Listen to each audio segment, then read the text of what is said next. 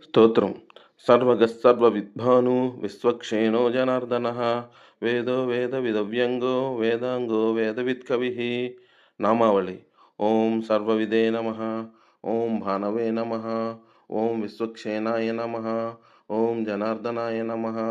ఓం వేదాయ నమః. ఓం వేదవిదే నమః. ఓం అవ్యజ్ఞానాయ నమః. ఓం వేదజాయ నమః. ఓం వేదవిదే నమః. ఓం కవయే నమః. నిరుక్తము.